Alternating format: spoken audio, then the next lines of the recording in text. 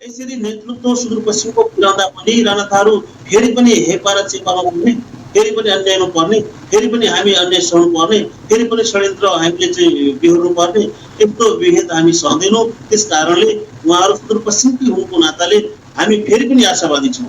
फेरि पनि उहाँले राणा थारूले उठाएका जायज मागहरू, संवैधानिक मागहरू, आफ्ना चाहिँ महत्त्वपूर्ण मागहरू, राज्यका लागि आवश्यक मागहरू जबसम्म यो देशका वर्ग समुदायलाई मूलधारमा ल्याउन सकिँदैन तबसम्म देशको विकास र प्रगतिको कल्पना पनि गर्न सकिँदैन। र पहिलो राणा थारूलाई सूचीकरण गर्दाखेरि आदिवासी जनजाति 59 जाति सूचीकरण गर्दाखेरि त्यो बेला पनि शेरबहादुर देउपा नै यो देशको प्रधानमन्त्री हुनुहुन्थ्यो र सूचीकरण गर्दाखेरि त्यो बेला पनि राणा थारूले छुटाएको अवस्था थियो। तर 4 पटक प्रधानमन्त्री भइरहँदा समेत राणा थारू सूचीकरण उहाँले गर्नु भएन। अब 5औं पटक यदि उहाँ प्रधानमन्त्री भइरहँदा हामीहरूको यो आवाज यदि सुनिएन भने उहाँको लागि यो राणा थारू कम्युनिटी प्रति गरेको विभेद, गरेको व्यवहार र उहाँको क्रियाकलाप यद्यपि मुखले जे भने पनि उनले चाहिँ पदमा बहाली भइरहँदा राणा थारूलाई कुनै किसिमको चाहिँ सेवा सुविधा या चाहिँ कानुनमा दिने आरक्षणको विरुद्ध राणा थारू भाषालाई चाहिँ आफ्नो तेस्रो प्रतिवेदनमा सूचीकृत गरेको अवस्था थियो। त्यो सूचीकृतको अवस्थाबाट पनि थाहा हुन्छ कि त्यो जीवन्त भाषा हो कि होइन, त्यो जनसङ्ख्याले बोल्छ कि बोल्दैन, त्यो कम्युनिटी त्यो क्षेत्रमा बोल्छ कि बोल्दैन भन्ने ठुलो प्रमाण त्यही हो। त्योभन्दा ठुलो प्रमाण कोही पनि हुन सक्दैन। त्यति मात्र होइन त्यो बाहेक प्रयोगको अवस्था के छ? राणा थारू भाषाको अहिले प्रयोगको अवस्था जीवन्त छ र यो सबै देश दुनियाँलाई थाहा छ। झन्डै 15-16 वर्षदेखि राणा थारू भाषाको मातृभाषामा झन्डै 27 वटा सरकारी विद्यालय छुट्नु पर्दाको कारण पनि बतायो होला नि भाषा आयोगले, कसरी तपाईहरुको यो छुट्यो भाषा भनेर। अब भाषा आयोगले अब राणा थारू भाषालाई तत्काल हामी राख्न सकेनौं भनेर एउटा सामान्य हलको उत्तर दिनुहुन्छ र यतिले पुग्दैन। उहाँहरूले जब रतुराज षड्यन्त्रपुर हटाइसकेपछि अब त्यसमा खासै उत्तर छैन। अब जनसङ्ख्याको कुरा गर्नुहुन्छ उहाँहरू, जनसङ्ख्या अब यत्रो जनसङ्ख्या छ, जनसङ्ख्याले मात्रै अब के त्यो हामी भन्न चाहन्छौँ सुदूरपश्चिमको राणा थारू कम्युनिटी झन्डै 3.5 लाख जनसङ्ख्या भन्दा बढी राणा थारू समुदायको हो। यत्रो जनसङ्ख्या हुँदै पनि अब कस्तो जनसङ्ख्या चाहिन्छ? यसको मुख्य आधार के हो भने 1% भन्दा बढी कुनै भाषिक समुदायले कुनै आफ्नो विशेष भाषा बोल्छ भने त्यसलाई यो भाषा आयोगले आफ्नो कामकाजी भाषाको रूपमा आफ्नो प्रतिवेदन मार्फत सरकारलाई कारणका लागि सिफारिस गर्ने राइट छ। त्यो राइट अनुसार चाहिँ बढाउनु पर्थ्यो, तर त्यो गर्न सकिरहेको छैन, गरेको छैन। यो आपत्तिजनक कुरा हो। त्यसो भएको हुनाले उहाँहरूको जुन उत्तर छ हामी त्यसबाट सन्तुष्ट छैनौँ। यसका अलावा अन्य 2टा विषयमा पनि तपाईहरुको असन्तुष्टि रहेको चाहिँ बताउनु भएको थियो। अन्य 2टा असन्तुष्टि के हुन् सरकारप्रति तपाईहरुका? हामी यो बाँकी बर्दिया कैलाली कञ्चनपुर नेपालको नयाँ मुलुकको रूपमा हामी सबैलाई थाहै छ। तत्कालीन राणा प्रधानमन्त्री जङ्गबहादुर राणाको विशेष पहल कदमीबाट यो बाँकी बर्दिया कैलाली कञ्चनपुर नयाँ मुलुकको रूपमा नेपालले प्राप्त गरेको थियो। झन्डै आजभन्दा 164 वर्ष पहिला विक्रमसम्म 1914 मा यो नयाँ मुलुकको रूपमा कैलाली कञ्चनपुर पनि आएको थियो र त्यो कैलाली कञ्चनपुर बाँकी बर्दिया कैलाली कञ्चनपुर सँगसँगै यो 2टा जिल्ला आइरहँदा नेपालको नयाँ मुलुकको रूपमा हामीले प्राप्त गरिरहँदा त्यति बेला कैलाली कञ्चनपुरको यदि कुनै कम्युनिटी कुनै जाति थियो भने राणा थारू मात्रै थियो। त्यसो भएको हुनाले कैलाली कञ्चनपुर राणा थारू समुदाय भूगोलसहित आएको जाति हो। तर पनि हामी यो देशका नागरिक हौँ, यो राष्ट्रलाई माया गर्छौँ। सबै हिसाबले हामी यो देश। नमस्कार आदरणीय श्रोता, स्वागत छ नागरिक सवालमा। म नारायण अवस्थी, प्रविधिमा साथ दिँदै हुनुहुन्छ आरडीजी र छोटुजीले। नागरिक सवालमा आज मैले नेपाल राणा थारू समाजले आन्दोलन गरिराखेको छ, खास गरेर भाषा आयोगले सरकारी कामकाजको भाषाको रूपमा राणा थारू भाषालाई मान्यता नदिएको भनेर उहाँहरूले हिजो पनि प्रदेशको अस्थायी राजधानी रहेको धनगढीमा विरोध प्रदर्शन गर्नुभएको छ। झन्डै 3 लाख भन्दा अझ बढी जनसङ्ख्याले राणा थारू भाषा कैलाली र कञ्चनपुर जिल्लामा बोल्ने भए पनि सरकारी कामकाजको भाषामा प्रयोग गर्नको लागि भाषा आयोगले सिफारिस नगरेकोमा उहाँहरूले आक्रोश व्यक्त गर्नुभएको छ र मैले राणा थारू समाज का अध्यक्ष कृपाराम राणासँग कुराकानी गर्नेछु। संविधान सभाका सदस्य पनि हुनुहुन्छ उहाँलाई म मेसेन्जर कलमा जोड्दैछु कञ्चनपुरबाट। उहाँ हामीसँग कुराकानी गर्नुहुनेछ। त्यसपछि भने म 8 बजीसम्म उहाँसँग कुराकानी गर्नेछु। त्यसपछिको समयमा भने मैले तपाईँहरूका टेलिफोन कल लिनेछु। 091 410 216 मा फोन गर्नको लागि म अनुरोध गर्न चाहन्छु यहाँहरूलाई। हजुर हजुर उहाँ हामीसँग जोडिनु भएको छ। नेपाल राणा थारू समाजका अध्यक्ष, संविधान सभाका सदस्य पनि हुनुहुन्छ कृपाराम राणा। उहाँ भिडियो कलमा जोडिनु भएको छ कञ्चनपुरबाट। यहाँलाई नागरिक सहरमा हार्दिक स्वागत छ। नमस्कार। नमस्कार। आराम हुनुहुन्छ? ठिक छु। यहाँहरूले चाहिँ यो हिजो प्रदेशको अस्थायी राजधानी रहेको धनगढीमा पनि प्रदर्शन गर्नुभयो। यो भाषा आयोगले अलिकति यो राणा थारू भाषालाई सरकारी कामकाजको भाषाको मान्यता दिएन भनेर तपाईँहरूले आन्दोलन गर्नुभयो। यो भाषा आयोगले तपाईँहरूसँग यो राणा थारू भाषाको स्थिति के छ, कस्तो छ, कति जनसङ्ख्याले बोल्छ भन्ने कुरा यो सिफारिस गर्नु पूर्व जुन चाहिँ यो गठन भएर यसले काम गर्यो, देशैभरि भाषाको विषयमा अध्ययन गर्यो, त्यसपछि सिफारिस गरेको छ। यो सन्दर्भमा तपाईँहरूसँग कुनै कुराहरू भएन? हामीसँग केही योभन्दा पहिला धेरै कुराहरू भएका छन्। भाषा आयोगसँग हामी सहकार्य गरेर धेरै काम पनि गरेका छौँ। स्वाभाविक रूपमा भाषा आयोगले नेपालमा बोलिने भाषाभाषीहरूको सन्दर्भमा अध्ययन गर्ने एउटा वैधानिक संस्था हो, जसमाथि हामी विभिन्न समुदायिक जो भाषा बोल्ने भाषिक समुदायहरू छौँ त्यसप्रति पूर्ण विश्वास पनि गरेका छौँ र देशभरि बोलिने विभिन्न भाषाहरूको सूची पनि तयार गर्नुभएको छ। उहाँका चाहिने वैधानिक रूपमा जो भाषिक अधिकार हुन्छ, भाषालाई चाहिँ कसरी यो देशको एउटा मूलभूत रूपमा राज्यको मूलधारमा अगाडि बढाउनका लागि संरक्षणको आवश्यकता पर्ला, सम्वर्धनको आवश्यकता पर्ला, त्यसको विकास र वृद्धिको आवश्यकता पर्ला। त्यसो भएको हुनाले जुन संविधानले दिएको अधिकार छ, संविधान प्रदत्त अधिकारलाई, त्यो भाषालाई चाहिँ कार्यान्वयन गर्ने सन्दर्भमा विभिन्न नोम्सहरू जो छन् 10-12 वटा, ती नोम्सहरू राणा थारू भाषाले चाहिँ पार गरेको अवस्था छ, मिट गरेको अवस्था। त्यसकारण त्यसको आधारमा राणा थारू भाषालाई चाहिँ सरकारी कामकाजी भाषाको रूपमा सुदूरपश्चिमका लागि विशेष गरी कैलाली कञ्चनपुरमा बोलिने भाषा हो, मौलिक भाषा हो, स्थानीय भाषा हो अनि आफ्नै आइडेन्टिटी युक्त भाषा हो। त्यसो भएको हुनाले गरिनुपर्छ र त्यो कुराहरू गरेको पनि थियो। तर बिचमा रतोरत आएर चाहिँ प्रतिवेदनबाट हटाउँदाखेरि हामीले घोर आपत्ति जनाएका छौँ। हामीलाई चाहिँ दुःख पनि लागेको छ। ती नोम्सहरूमा विशेष गरेर कति जनसङ्ख्याले बोल्छ भन्ने कुरा हुन्छ। सिङ्गो कैलाली कञ्चनपुरको एउटा समुदाय छ जहाँ 3.5 लाख भन्दा बढी जनसङ्ख्या छ। मान्छे हेर्दाखेरि पनि थाहा हुन्छ, कम्युनिटी छ, बोल्ने भाषा छ, गाउँमा सर्वे गरे हुन्छ।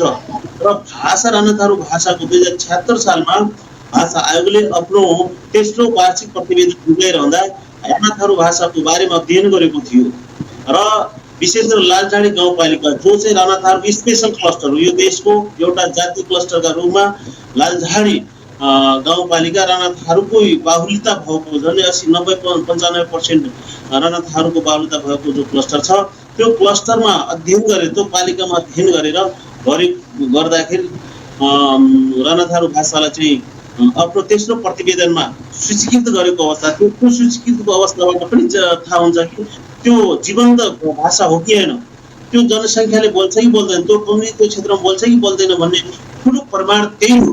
त्योभन्दा ठुलो प्रमाण कोही हुन सक्दैन। त्यति मात्र होइन, म आग्रह गर्न चाहन्छु तपाईँको यो लोकप्रिय मिडिया दिनेश एफएम मार्फत, दिनेश खबर मार्फत म हार्दिक आग्रह गर्न चाहन्छु, त्यतिले मात्र होइन, त्यो बाहेक प्रयोगको अवस्था के छ, राणा थारू भाषाको अहिले प्रयोगको अवस्था जीवन्त छ र यो सबै देश दुनियाँलाई थाहा छ। झन्डै 15-16 वर्षदेखि राणा थारू भाषाको मातृभाषामा झन्डै 27 वटा सरकारी विद्यालयहरू पठन पाठन भएको छ र त्यसमा विशेष गरेर पाठ्यक्रम र पाठ्यपुस्तक निर्माण भएर अहिले शिक्षक तालिमप्राप्त शिक्षकहरू चाहिँ ती विद्यालयहरू, विभिन्न कैलाली कञ्चनपुर विद्यालयहरूमा त्यो अध्ययन अध्यापन भइरहेको अवस्था छ। त्यसो हुँदाखेरि यो प्रयोगको अवस्थामा पनि आएको छ। एउटा सरकारी स्कुलमा यसको पठन पाठनको आवश्यकता किन पर्यो भन्दाखेरि त्यो भाषालाई प्रमोट गर्नुपर्छ, त्यहाँका बच्चाहरूलाई चाहिँ त्यो भाषा मार्फत अध्ययन अध्यापनको व्यवस्था गरिनुपर्छ भन्ने मनसाय र आवश्यकताको आधारमा त्यो नेपाल सरकारले गरेको अवस्था हो। त्यसो भएको हुनाले नेपाल सरकारको राज्यको एउटा संवैधानिक अङ्ग भाषा आयोगले स्वीकृत गर्दाखेरिको वैधानिकता, अर्को कैलाली कञ्चनपुर 27 वटा विद्यालयमा मातृभाषा रानाथारू मातृभाषामा पठन पाठन गराइरहँदाको अवस्थाले गर्दाखेरि यी दुईटा महत्त्वपूर्ण प्रमाणहरू हुन सक्छ। यो भन्दा ठोस प्रमाण के हुन सक्छ, के चाहिन्छ? त्यसो भएको हुनाले यी जीवन्त प्रमाण, यी ठोस प्रमाण, यी चाहिँ पुख्ता प्रमाण हुँदै पनि रातोरात चाहिँ भाषा आयोगले जुन आफ्नो प्रतिवेदनमा, 5औं प्रतिवेदनमा जसरी षड्यन्त्रमूलक तरिकाबाट रानाथारू भाषामाथि, कम्युनिटीमाथि अन्याय र विभेद गर्यो, जो चाहिँ विभेदकारी प्रतिवेदन छ, यस्तो प्रतिवेदन हामीहरूको लागि मान्य हुने छैन। हामी यसप्रति घोर निन्दा आपत्ति जनाएका छौँ। भाषाकै सन्दर्भमा यहाँहरूको भनाइ अब यो सरकारी कामकाजको भाषाका रूपमा यसलाई सूचीकृत गर्नु पर्यो सरकारले भन्ने त होला नि, हैन? यसका लागि अब तपाईहरूले विरोध गरिराख्नु भएको छ। भाषा आयोग अथवा सम्बद्ध पक्षसँग, सरकारी पक्षसँग यो विषयमा तपाईहरूले असन्तुष्टि आधिकारिक रूपमै जानकारी गराइसक्नु भएको छ कि पहिलो चरणमा यो चाहिँ प्रदर्शन गर्नुभएको हिजो? हजुर, हामीले आफ्नो भाषा सुदूरपश्चिमको प्रदेशमा सरकारी कामकाजी भाषाका रूपमा भाषा आयोगले 6वटा भाषाहरूलाई चाहिँ सिफारिस गरेको छ। ती भाषाहरूमा डोटेली भाषा, अनि थारू भाषा, अनि नेपाली भाषा, बझाङ्गी भाषा, बैतुली भाषा र अछामी भाषा रहेका छन्। यी 6वटा भाषाहरू सिफारिस गरेको छ। यो स्वागतयोग्य पनि हो। यी भाषिक समुदायहरूलाई म हार्दिक बधाई अर्पण गर्न चाहन्छु, बधाई ज्ञापन गर्न चाहन्छु। रानाथारू समाजको तर्फबाट, नेपाल रानाथारू समाजको केन्द्रीय कार्य समितिको तर्फबाट म धेरै बधाई र खुसी व्यक्त गर्न चाहन्छु। तर यी 6वटा भाषाहरू भाषिक समुदायले बोलिने भाषालाई अगाडि बढाइरहँदा, कामकाजीको भाषाको रूपमा अगाडि बढाइरहँदा सुदूरपश्चिमको आफ्नो मौलिक परम्परा, पहिचान र भाषिक समुदाय, जहाँ 3.5 लाख भन्दा बढी जनसङ्ख्याले यो भाषा बोल्दछ, जसमा आवश्यक परे सबै तथ्य र प्रमाणहरू, पुख्ता प्रमाणहरू पुगेका छन्, जसलाई चाहिँ आवश्यकता पनि छ, यो भाषालाई किन छुटाइयो भन्ने हामीहरूको प्रश्न हो। यसमा हामीहरूको घोर आपत्ति पनि हो। त्यसो भएको हुनाले यो भाषा आयोगले जुन 5औं प्रतिवेदन तयार गरेको छ, यो त्रुटिपूर्ण छ। यो चाहिँ कुनै भाषिक समुदायलाई, कुनै कम्युनिटी विशेषलाई चाहिँ इङ्गित गरेर कसैमाथि अन्याय अत्याचार गर्न मिल्दैन। भनिन्छ नि, कसैमाथि यदि कुनै कम्युनिटीको सभ्यता, कुनै संस्कृति यदि मास्नु छ भने 1 नम्बर उसको भाषा हटाइदिए हुन्छ, उसको भाषालाई मास्दिए हुन्छ, उसको भाषालाई चाहिँ डिलिट गरिदिए हुन्छ। यदि त्यो भाषाको भाषिक अवस्था मेटियो भने त्यसको सभ्यता, उसको सबै कुराहरू मेटिन्छ भन्ने कुराहरू त संसारमा सबै मान्छेहरूलाई चाहिँ जाहेरै छ। हो, यो मान्यता अनुसार जुन षड्यन्त्रमूलक तरिकाबाट गर्न खोजिएको छ, यो हामीहरूको लागि मान्य छैन। यो कुनै बाध्यकारी प्रतिवेदनलाई हामी बाध्यकारी रूपमा मान्दैनौँ, स्वीकार गर्छौँ। यो चाहिँ हामीहरूको लागि एउटा त्रुटिपूर्ण प्रतिवेदन हो, विभेदकारी प्रतिवेदन हो, अन्यायपूर्ण प्रतिवेदन हो। त्यसकारण भाषा आयोगले आफ्नो त्रुटि तत्काल सच्याउनु पर्छ। हामीले आग्रह पनि गरिसकेका छौँ। विशेष गरेर हामीले भाषा आयोगको ध्यानाकर्षण गराइसकेका छौँ, ध्यानाकर्षण पत्र लेखिसकेका छौँ र भाषा आयोगको अध्यक्ष माननीय डाक्टर लवदेव अवस्थीलाई पनि हामी यो कुरा प्रत्यक्ष रूपमा मैले आफै काठमाडौँमा भेटेर पनि यो कुरा जनाइसकेका छौँ। त्यसो हुँदाखेरि कुनै पनि परिस्थिति सिर्जना गरेर या विशेष निर्णय गरेर भाषा आयोगले रानाथारू भाषालाई आफ्नो प्रतिवेदनमा थपिनुपर्छ र नेपाल सरकारले यसलाई अविलम्ब थप्नको लागि चाहिँ पहल कदमी गरोस् र हामीहरूको आग्रह पनि हो र सरकारी कामकाजी भाषाको रूपमा अगाडि बढाओस्। यो हुँदाखेरि भाषिक समुदाय, यो भाषाको संरक्षण विकास हुन्छ र आइडेन्टिटीमाथि जुन एउटा सकारात्मक सन्देश, सकारात्मक रूपमा यो क्षेत्रको एउटा सामाजिक सद्भाव पनि खलबली नहुने र सबै शान्तिमय रूपमा अहिलेसम्म हामीले बसिरहेका छौँ। यो क्षेत्रलाई अगाडि बढाउन, समग्र राज्यको मूलधारमा अगाडि बढाउनको लागि सुदूरपश्चिमवासी सबै जात जातिको आफ्नै योगदान रहेको हुन्छ। त्यसो भएको हुनाले हामी शान्ति चाहन्छौँ, असमानता सहँदैनौँ र जहाँ असमानता हुन्छ त्यहाँ विद्रोह हुन्छ, त्यहाँ क्रान्ति हुन्छ, त्यहाँ झगडा हुन्छ। त्यसले गर्दाखेरि विकास समृद्धिको बाटोमा जुन हामी अगाडि बढिरहेका छौँ, जुन हाम्रो चाहना छ, यो चाहनामा कुनै पनि हिसाबले कसैले पनि कुठारघात गर्ने गरी काम गर्नु हुँदैन। संवैधानिक आयोग हुनाले हामी विश्वास गर्छौँ, फेरि पनि विश्वास गरिरहेका छौँ, यदि आफ्ना त्रुटिहरू समयमा सच्याउनु पर्छ। राणा थारू भाषालाई जुन संविधानले दिएको भाषिक अधिकार छ त्यो भाषिक अधिकार अनुसार यसलाई अगाडि बढाउनु पर्छ र थप गर्नुपर्छ भन्ने हामीहरूको फेरि पनि आग्रह र अनुरोध छ। अनि यो छुट्नु पर्दाको कारण पनि बतायो होला नि भाषा आयोगले, कसरी तपाईँहरूको यो छुट्यो भाषा भनेर? अब भाषा आयोगले अब राणा थारू भाषालाई तत्काल हामी राख्न सकेनौँ भनेर एउटा सामान्य खालको उत्तर दिनुहुन्छ र यतिले पुग्दैन।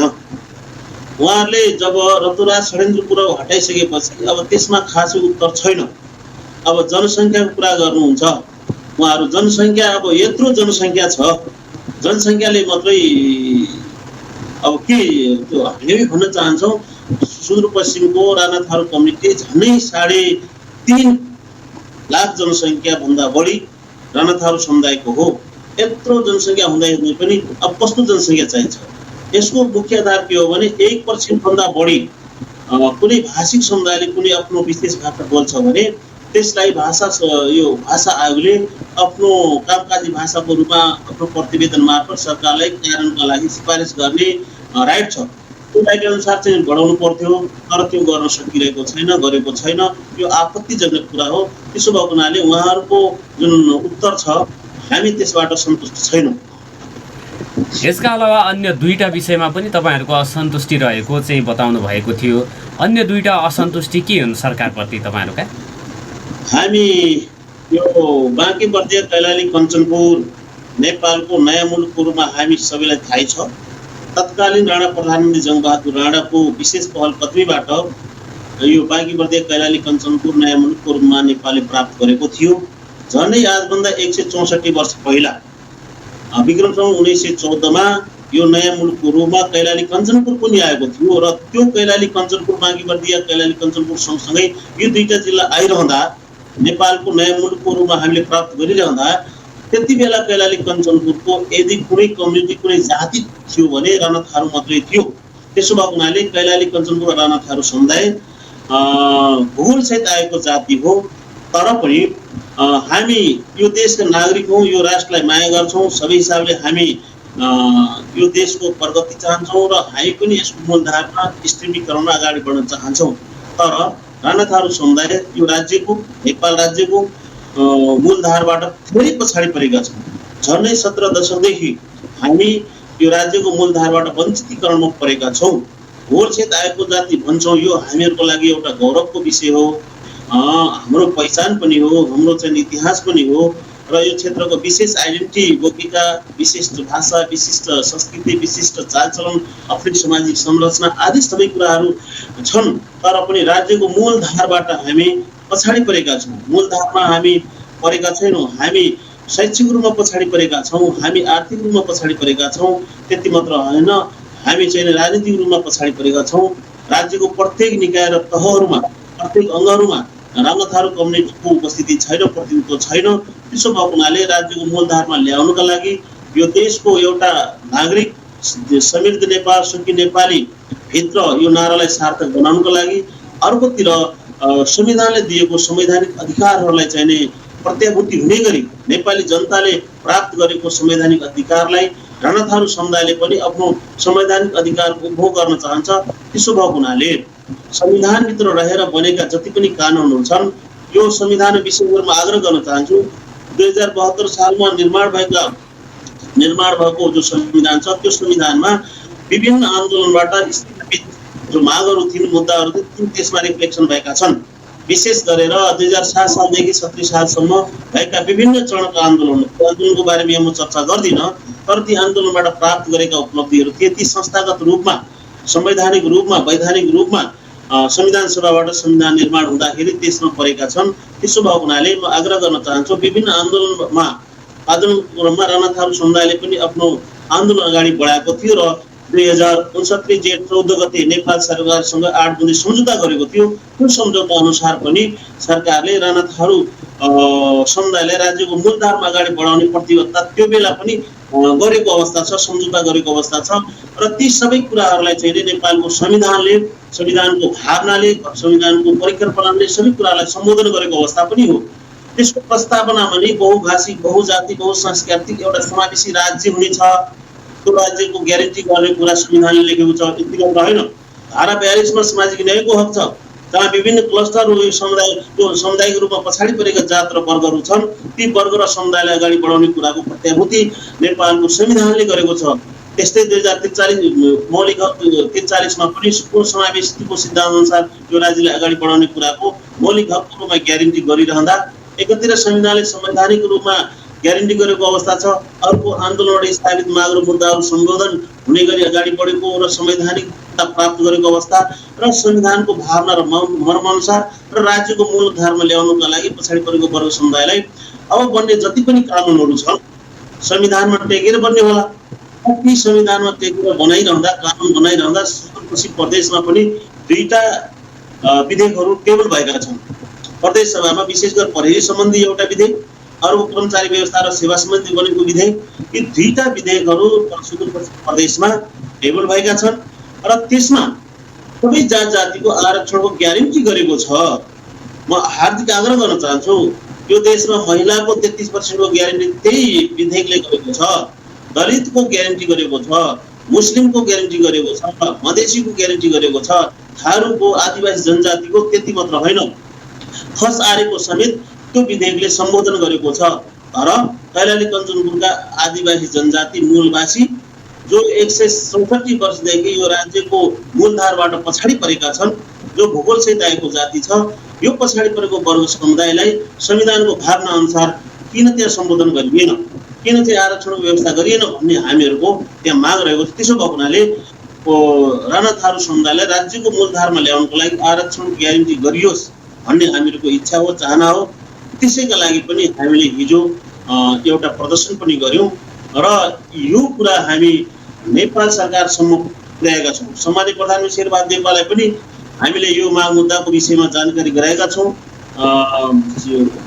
कैलाली जिल्ला प्रशासन मार्फत हामीले प्रधानमन्त्रीलाई चाहिँ ध्यानकर्षण पत्र, ज्ञापन पत्र बुझाएका छौँ र मुख्यमन्त्रीलाई पनि ध्यानकर्षण गराएका छौँ र सभामुखलाई पनि हामीले आफ्ना कुराहरू, मागहरू राखेका छौँ।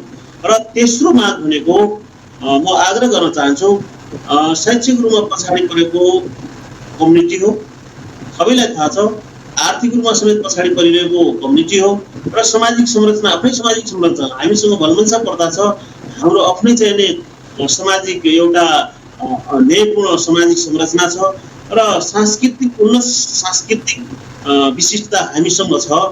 त्यसो भएको हुनाले यी सबै कुराहरूलाई समग्र राणा थारूको यो शैक्षिक अवस्था, आर्थिक अवस्था र सामाजिक र सांस्कृतिक अवस्थालाई उन्नयन बनाउनको लागि, विकासका लागि, राज्यको मूलधारमा ल्याउनुका लागि एउटा वैधानिक एउटा संस्थाको आवश्यकता छ। जसरी मधेसीलाई अगाडि बढाउनुको लागि मधेसी आयोगको गठन छ, अनि मुसलमानहरूलाई अगाडि बढाउनुको लागि मुस्लिम आयोग छ, महिलाहरूको लागि अगाडि बढाउनुको लागि महिला आयोग छ। यसरी संवैधानिक आयोगहरूको व्यवस्था संविधानले पनि गरेको छ। तर हामी भनिरहेका छौँ हो संवैधानिक अवस्था नहोला, तर वैधानिक अवस्था सिर्जना गरेर एउटा संस्थाको हामी माग गरिरहेका छौँ। त्यसो भएको हुनाले राणा थारूको समग्र विकासका लागि, राणा थारूको अवस्थालाई चाहिँ एउटा विकसित अवस्था पार्नको लागि राणा थारू विकास परिषद वैधानिक रूपमा गठन होस्, यसको स्थापना होस् भन्ने हाम्रो माग र चाहना हो।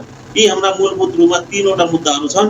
पहिलो मुद्दा राणा थारू समुदायले बोलिने जुन राणा थारू भाषा छ, सुदूरपश्चिमको प्रदेशको सरकारी कामकाजी भाषाको रूपमा यसलाई मान्यता दिनुपर्छ, थप गरिनुपर्छ। दोस्रो, राणा थारू जातिलाई आरक्षणको व्यवस्थाको ग्यारेन्टी गरिनुपर्छ। तेस्रो, राणा थारू विकास परिषदको वैधानिक रूपमा गठन गरिनुपर्छ भन्ने 3 मूल मुद्दाका साथ हामी माथिदेखि तलसम्म, केन्द्रीय सङ्घीय सरकारदेखि लिएर प्रदेश सरकारसम्म हामीले जाहेर गराएका छौँ, हामीले ज्ञापन पत्र बुझाएका छौँ, हामीले माग प्रस्तुत गरेका छौँ। त्यसो भएको हुनाले यो मागप्रति राज्यको ध्यान जाओस् र यसमा अन्य कम्युनिटीले पनि हामी आग्रह गर्न चाहन्छु, यसमा समर्थन जनाउनुपर्छ, सहयोग गरिदिनुपर्छ। किनकि हामी पछाडि परेको जाति कम्युनिटी भएको हुनाले हाम्रो आवाजलाई न्यायिक आवाजको रूपमा बुझिदिनुपर्छ। यो न्यायको लागि हो। कसैले पनि यो देशमा कुनै पनि जात जाति समुदाय क्षेत्र पछाडि पर्नु हुँदैन।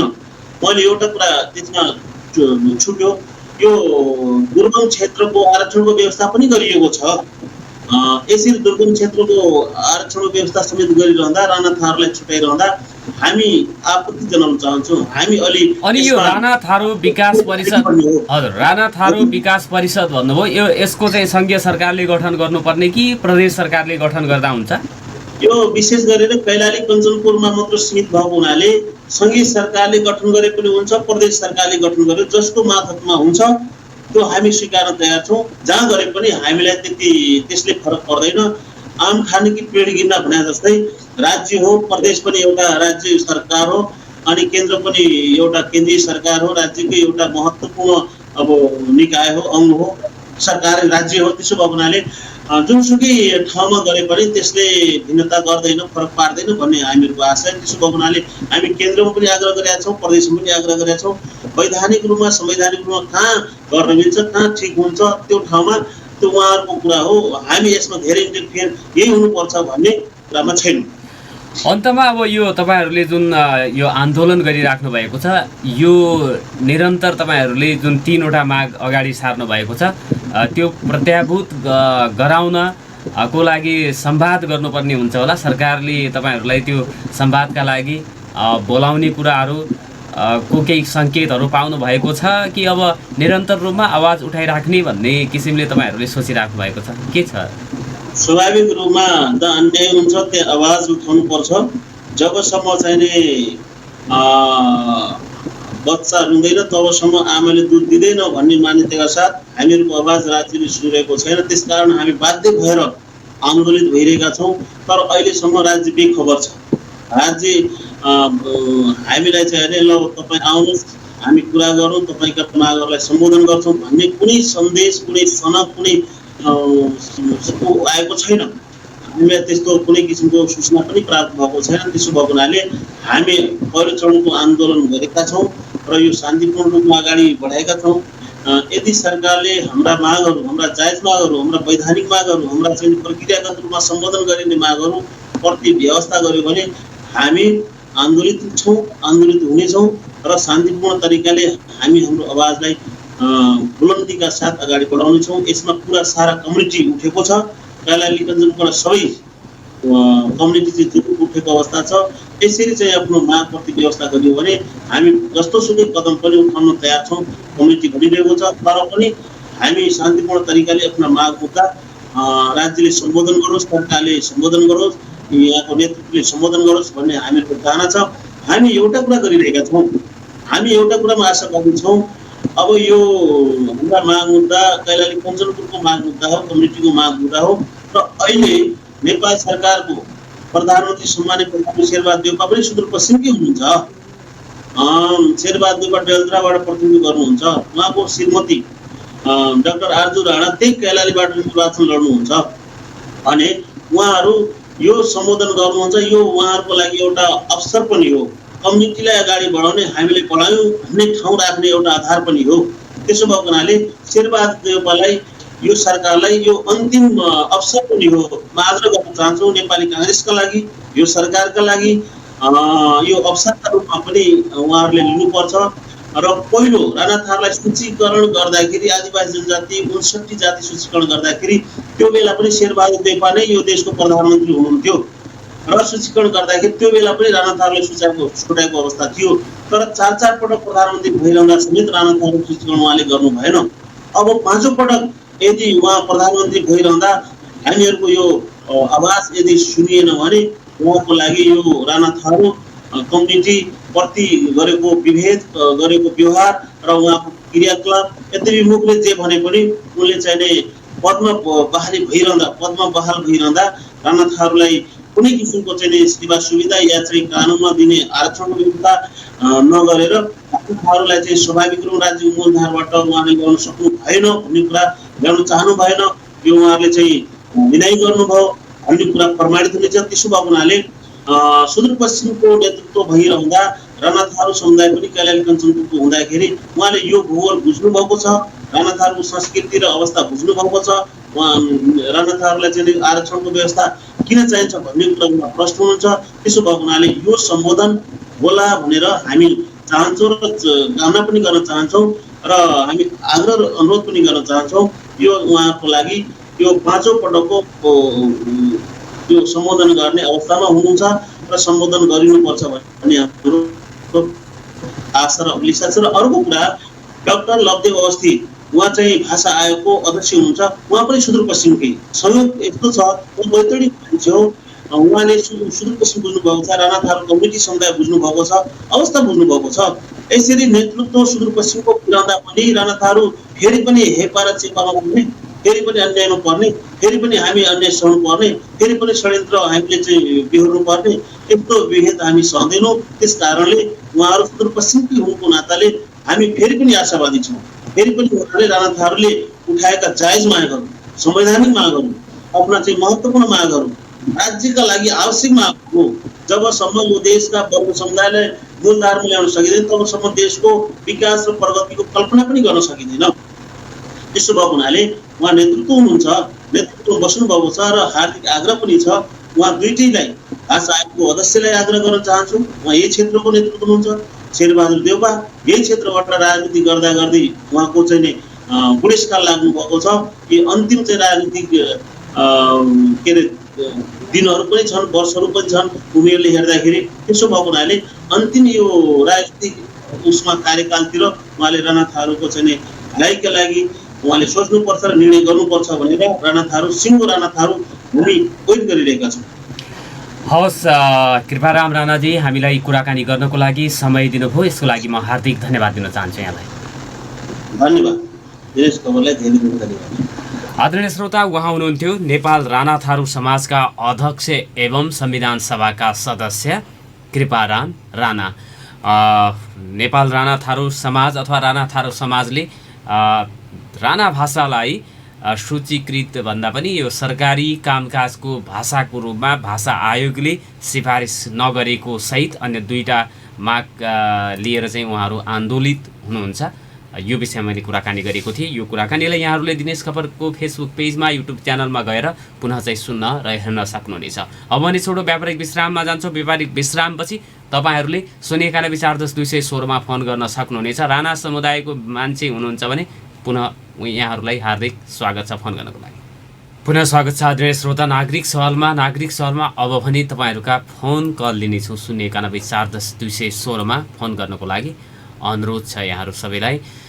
भर्खरै मैले राणा थारू समाज नेपाल राणा थारू समाजका अध्यक्ष कृपाराम राणासँग कुराकानी गरेको थिएँ। राणा थारू समुदायले भाषा आयोगले सरकारी कामकाजको भाषाको रूपमा राणा भाषालाई सिफारिस नगरेको भनेर उहाँहरूले चाहिँ विरोध गर्नुभएको थियो। त्यसै गरी आरक्षणका कुराहरू राणा थारू विकास परिषद गठन गरेर राणा थारू समुदायको विकास र उन्नयनका लागि काम हुनुपर्ने पनि उहाँहरूले आवाज उठाइराख्नु भएको छ। सुदूरपश्चिम सरकारलाई एकीकृत समाजवादीको समर्थन रहेको निर्णय गरिएको छ। यहाँहरूको टेलिफोन कल लिनेछु मैले 091-410-216 फोन गर्नको लागि अनुरोध छ। जुनसुकै विषयवस्तुमा यहाँहरूले फोन कल गर्न सक्नुहुनेछ भनेर अनुरोध गर्न चाहन्छु।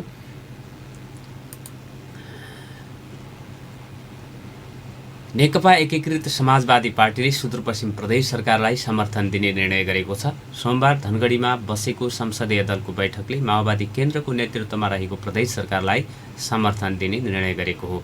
प्रदेशसभा सदस्य दुर्गा विकले ज्येष्ठ सदस्य बलबहादुर सोडारीको अध्यक्षतामा बसेको पहिलो बैठकले प्रदेश सरकारलाई समर्थन दिने निर्णय गरेको जानकारी दिइन्। विकले संसदीय दलको विधान बनाउनका लागि 3 सदस्यीय समिति समेत गठन गरिएको बताइन्। यस्तै आज हिजोको बैठकले संसदीय दलको नेता चयन गर्ने बताए पनि त्यसका सम्बन्धमा बैठकमा सामान्य छलफल मात्रै भएको उनले बताइन्।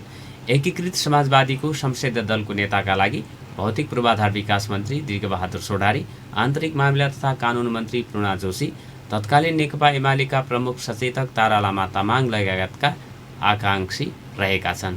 एकीकृत समाजवादी सुदूरपश्चिम प्रदेश संसदीय दलको अर्को बैठक मङ्गलबार दिउँसो आज बस्ने बताइएको छ। यो थियो नेकपा एकीकृत समाजवादीको हिजो बसेको बैठकबाट गरिएको निर्णयको बारेमा जानकारी। 091-410-216 तपाईँहरूको लागि फोन कल खुला रहेको मैले जानकारी गरेको छु। धनगढी उपमहानगरले स्वीकृति बिना 1 करोड भत्ता एन विपरीत 91 कर्मचारी भर्ना गरेको समाचार प्रकाशित भएको छ। दिनेश खबरमा यहाँहरूले सो समाचारलाई पनि पढ्न सक्नुहुनेछ। कञ्चनपुरमा मोटरसाइकल दुर्घटना हुँदा 1 जनाको निधन भन्ने खबर आएको छ। यो चाहिँ कञ्चनपुरमा मोटरसाइकल दुर्घटना हुँदा 1 जनाको मृत्यु भएको छ। हुलाकी राजमार्ग अन्तर्गत जिल्लाको बेलौरी नगरपालिका स्थित कलकत्तामा सुदूरपश्चिम प्रदेश 01-009 प 50-28 नम्बरको मोटरसाइकल दुर्घटना हुँदा 1 जनाको मृत्यु भएको हो। प्रदेश ट्राफिक प्रहरी कार्यालय अत्तरियाका अनुसार स्थानीय 25 वर्षीय सन्तोष चौधरीको दुर्घटनामा पनि मृत्यु भएको हो। उनको उपचारका क्रममा माया मेट्रो अस्पताल धनगढीमा मृत्यु भएको प्रहरीले जनाएको छ। यो चाहिँ दुर्घटनाको खबर थियो। 091400216 मा तपाईँहरूका फोन कल लिइराखेको छु। आदरणीय श्रोता, फोन गर्न सक्नुहुनेछ भनेर पुनः चाहिँ अनुरोध गर्न चाहन्छु। दिनेश एफएम, दिनेश खबर र लम्कीमा रहेको लम्की एफएमबाट यहाँहरूले एकसाथ यो नागरिक सवाल कार्यक्रम सुन्दै आइराख्नु भएको छ। महेन्द्रनगरबाट छुटेको यात्रुवाहक बसमा ढुङ्गा खस्दा 1 जनाको मृत्यु, 3 जना घाइते भन्ने समाचार आएको छ। यो पनि दुःखद समाचार रहेको छ। महेन्द्रनगरबाट छुटेको यात्रुवाहक बसमा ढुङ्गा खस्दा 1 जनाको मृत्यु भएको छ। अन्य 3 जना घाइते भएका छन्। प्रदेश ट्राफिक प्रहरी कार्यालय अत्तरियाका अनुसार सुदूरपश्चिम प्रदेश 02-001 ख 1156 नम्बरको बसमा बैतडीको पाटन नगरपालिका 8 रौलिकमा माथिबाट ढुङ्गा खस्दा बजाङको थलराका 18 वर्षीय अर्जुन नेपालीको घटनास्थलमै मृत्यु भएको हो। यस्तै कैलालीको धनगढी उपमहानगरपालिका वडा नम्बर 4 का ओम शान्ति टोलका माधव भट्ट, जयपृथ्वी नगरपालिका वडा नम्बर 1 का हरिप्रसाद जोशी र सोही ठाउँका नवराज खड्का घाइते भएका हुन्। उनीहरूको डडेलधुरा अस्पतालमा उपचार भइरहेको प्रदेश ट्राफिक प्रहरी कार्यालय अत्तरियाले जनाएको छ। कार्यालयका अनुसार माथिबाट खसेको ढुङ्गा बसभित्रै पसेको थियो भनेर यो चाहिँ महेन्द्रनगरबाट छुटेको यात्रुवाहक बसमा ढुङ्गा खस्दा 3 जना, 1 को मृत्यु, 3 जना घाइते भन्ने खबर थियो। यो पनि दिनेश खबरमा भर्खरै प्रकाशित भएको खबरलाई मैले यहाँहरूलाई सुनाएँ। कञ्चनपुरमा 1 पुरुषको शव फेला परेको खबर पनि छ।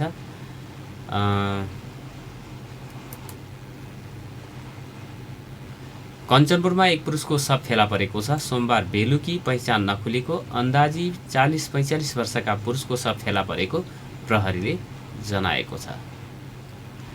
भीमदत्त नगरपालिका 11 भुजेला साइबन नहरमा कम्मरभन्दा तल टाउकोसम्मको भाग पानीमा डुबेको घोप्टो अवस्थामा शव फेला परेको जिल्ला प्रहरी कार्यालय कञ्चनपुरले जनाएको छ।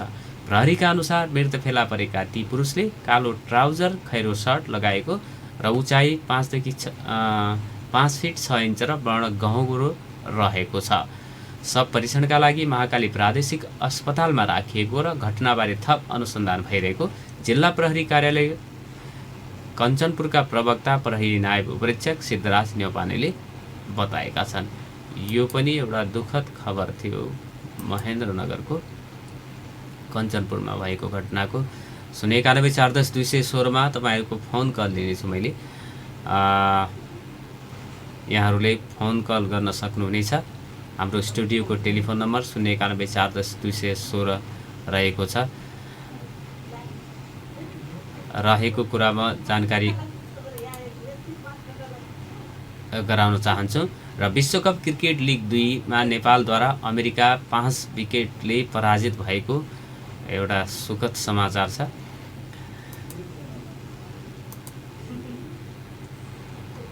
आइसिसी विश्वकप लिग 2 अन्तर्गतको त्रिकोणात्मक क्रिकेट श्रृङ्खला अन्तर्गत गैराती भएको खेलमा नेपालले अमेरिकालाई पराजित गरेको छ। ओमानको अल अमिरात क्रिकेट मैदानमा भएको उक्त खेलमा नेपालले अमेरिकालाई 5 विकेटले हराएको हो। अमेरिकाले टस जितेर ब्याटिङ गर्दै निर्धारित 50 ओभरको खेलमा 9 विकेट गुमाएर 230 रनको योगफल तयार गरेको थियो। 231 रनको विजयी लक्ष्य नेपालले 49 ओभरमा 5 विकेटको क्षतिमा पुरा गर्यो। नेपालका लागि प्लेयर अफ द म्याच हुनुभएका कुशल भुर्तेलले 84 रनको योगदान दिए। उनले 93 बलको सामना गर्दै 3 छक्का र 3 चौका समेत प्रहार गरे। यस्तै रोहित कुमार पौडेलले अभिजित 62 रन बनाए। उनले 87 बल खेल्दै 3 छक्का र 2 चौका हाने। नेपालका लागि विनोद भण्डारीले 37, आसिफ शेखले 23 र कप्तान ज्ञानेन्द्र मल्लले 17 रन बनाए।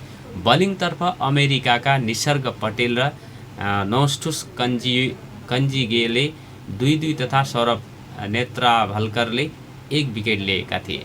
यसअघि 230 रन बनाउने क्रममा अमेरिकाका लागि मोनाङ पटेलले शतकीय पारी खेलेका थिए।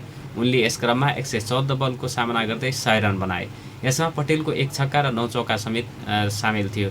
यस्तै निसर्ग पटेलले 21, सुशान्त मोदिनीले 16, करिमा गोरेले 16, स्टेभेन टेलरले 14, नोस्टुस केन्जिगेले 13, सञ्जय कृष्णमूर्तिले 13, अभिषेक प्रदमकरले अभिजित 13 र जसकरण मल्होत्राले 11 रन बनाएका थिए।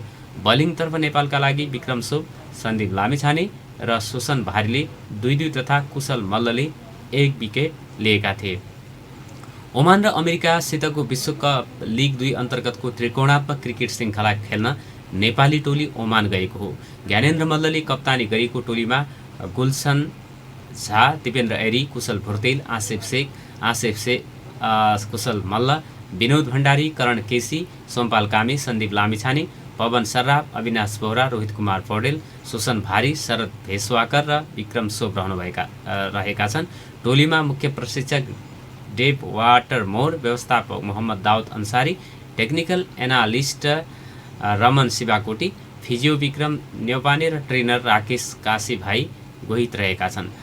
ओमान श्रृङ्खला आगामी असोज 14 गतेसम्म सञ्चालन हुनेछ। त्रिकोणात्मक सिरिजमा नेपालले ओमान र अमेरिकासँग 2-2 खेल खेल्नेछ। आइसिसी विश्वकप क्रिकेट लिग 2 अन्तर्गत ओमान र अमेरिकासितको त्रिकोणात्मक 1 दिवसीय सिरिज अघि नेपालले यही भदौ 20 र 23 गते ओमानमा पपुवा न्युगिनी सहित 1 दिवसीय खेल खेलेको थियो। नेपाल दुवै खेलमा विजय भएको थियो। विश्वकप लिग 2 मा नेपाल रहेको समूहमा Papua New Guinea, Oman, America, Scotland, Namibia, United अरब इमिरेट्स रहेका छन्। लिग 2 अन्तर्गत नेपालले ओमान र अमेरिकासँग गत वर्ष 4 खेल कीर्तिपुरस्थित त्रिवी क्रिकेट मैदानमा खेलेको थियो। नेपालले 2 खेलमा अमेरिकालाई हराएको थियो भने बाँकी 2 खेलमा ओमानसित पराजित भएको थियो। 5औं खेलमा नेपालले अमेरिकालाई हराउँदै 6 अङ्क जोडेको छ। नेपाल आफ्नो समूहको अङ्क तालिकाको 6औं स्थानमा छ। यस्तै ओमान 10 खेल मध्ये 8 जित र 2 हार बेहोर्दै 16 अङ्कसहित शीर्ष स्थानमा छ। अमेरिका 13 खेलमा 6 खेलमा जित र 7मा हारसहित 12 अङ्क जोड्दै दोस्रो स्थानमा छ। स्कटल्यान्ड 8 खेलमा 4 जित र 3 हारका साथ 9 अङ्क जोड्दै तेस्रो स्थानमा। स्कटल्यान्डले खेलको एउटा खेल वर्षाका कारण रद्द भएको थियो। नामिबिया 7 खेलमा 4मा जित र 3मा हार बेहोर्दै 8 अङ्कसहित चौथो स्थानमा छ। यसैगरी युए 7 खेलमा 3 जित र 3 हारका साथ 7 अङ्क जोड्दै 5औं स्थानमा। युएले खेलेको एउटा खेल रद्द भएको थियो। पपुवा न्युगिनी हालसम्म खेलेको 8वटै खेलमा पराजित भएको छ। पपुवा न्युगिनी अङ्कविहीन बन्दै लिग 2 को पुछारमा छ। लिग 2 अन्तर्गत सन् 2023 सम्म नेपालसहित उक्त समूहका 7वटै देश प्रत्येकले 36 एक दिवसीय खेल खेल्नेछन्। लिग 2 का शीर्ष 3 टोलीले सन् 2023 मा भारतमा आयोजना हुने 1 दिवसीय विश्वकपका लागि ग्लोबल छनौटमा स्थान बनाउनेछन् भने पुछारमा रहने 4 टोलीले प्लेअफ खेल्नेछन्। नेपालले आज घरेलु टोली ओमानसित प्रतिस्पर्धा गर्नेछ। उक्त खेल अपराह्न 4:15 सुरु हुने बताइएको छ। यो खबरसँगै हाम्रो निर्धारित समयभन्दा केही समय अगाडि म आजको नागरिक सवालको बिट मार्न चाहन्छु। प्रविधि संयोजनमा साथ दिनुहुने छोटुजी र आरडीजीलाई धन्यवाद दिन चाहन्छु। हामीलाई सुन्नुहुने तपाईहरु सबैलाई धन्यवाद दिँदै बिदा माग्छु। नमस्कार।